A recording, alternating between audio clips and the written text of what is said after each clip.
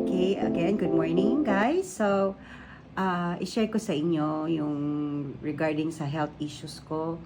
Na-mention ko before that I was admitted sa ICU last week of January, ngayong year lang po. So, marami po yung diagnosis na nasulat ng doctors ko, yung cardiologist ko at yung sa internist ko, yung sa lupus ko po at yung sa heart ko. Of course, merong lupus nephritis, nag-activate yung lupus nephritis ko po.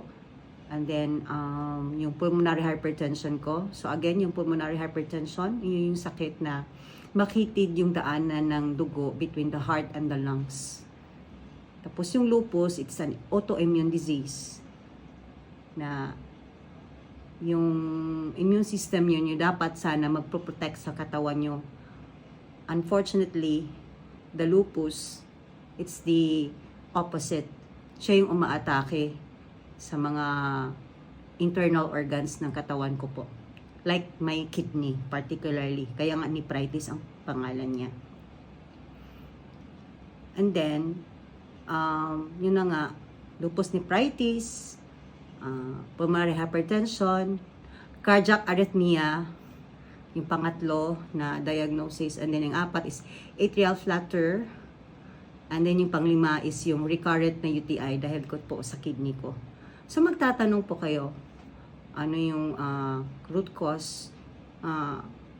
Could be my stress in life. Of course, wala namang tao na walang stress, diba? It's how you deal with stress. But personally at that time, marami lang talaga akong iniisip of personal to the relatives. And then, dahil sa sakit ko, yun na nga, I'm not supposed to do things like driving. Marunong po ako mag-drive, pero yun na nga, alam mo, dito sa Maynila, traffic talaga, lalo na pag peak hours. So, kung pwede, hindi po ako pwede mag-drive kasi it's stressful on my part, lalo na pag may traffic. And then, you'll be asking, ano yung heart procedure na in-undergo ko nung July. It's called EPS with ablation. So, when you say EPS, it's what we call electrical cardioversion with ablation. So, yun yung ititreat yung atrial flutter ko po. Kasi, yung atrial flutter, ito yung abnormal heart rhythm or arrhythmia. So, ang normal po na heart rhythm natin, ang pinaka-minimum is 60. Yung heart rhythm or heart rate natin. Tapos, ang pinaka-mataas po is 120. Yung po sa akin is either masyadong mababa ng 60, 50, or 40. Minsan, umaabot pa siya ng mas mataas man ng 120, 130 to 150. Kaya nung inadmit po ako, ang heart rate ko po is mga 150 to 155. So, it could lead to cardiac arrest. Kaya sabi ng cardiologist ko, I have to undergo this heart procedure na EPS with ablation.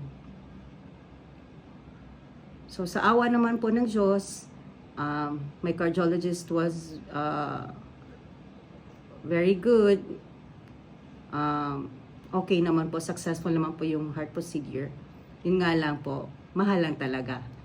Kailangan nyo talaga ng pera, na concern, right? So, ganun talaga ang buhay eh.